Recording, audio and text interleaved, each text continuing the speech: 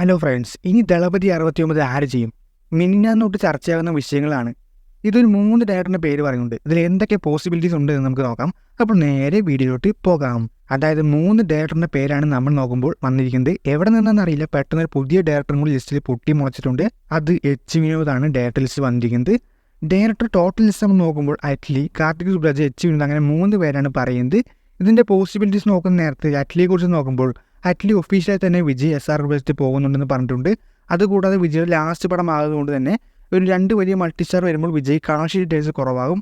അത് പൊളിറ്റിക്കൽ എൻട്രിയിലേക്ക് കൂടുതൽ ഫോക്കസ് ചെയ്യാനുള്ള ടൈം കിട്ടും.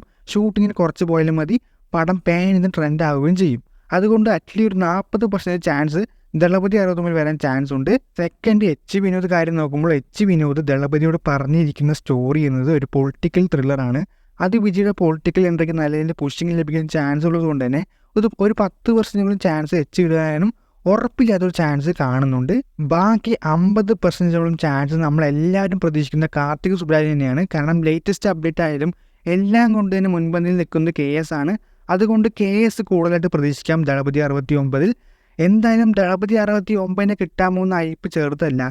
ഇതുവരെ കാണാത്ത ഒരു പക്ഷേ ലിയോയ്ക്ക് മുകളിൽ നിൽക്കാനുള്ള ഹൈപ്പ് വരാനുള്ള സാധ്യതകളും കാണപ്പെടുന്നുണ്ട്. എന്തായാലും ഒരു ലാസ്റ്റ് പടം എന്നൊക്കെ പറയുന്ന നേരത്തെ തന്നെ വലിയൊരു ഹൈപ്പ് ഇപ്പോഴേ ക്രിയേറ്റ് ആകുന്നുണ്ട്. ഇനി ആരാണ് ഡയറക്ടറും കൂടി അറിഞ്ഞാൽ മതി. ഒഫീഷ്യൽ അനൗൺസ്മെൻറ്റ് ഈ വർഷം തന്നെ ഉണ്ടാകും. ഏകദേശം ഏപ്രിൽ ആകുമ്പോഴേക്കും കിട്ടുമെന്നാണ് പ്രതീക്ഷിക്കുന്നത്. അപ്പോൾ എന്തായാലും കാത്തിരുന്ന് നോക്കാം. അപ്പോൾ സബ്സ്ക്രൈബ് ചെയ്യുക, ബെല്ലൈക്കൺ ആക്കുക. അപ്പോൾ നമുക്ക് അടുത്തൊരു വീഡിയോയിൽ കാണാം.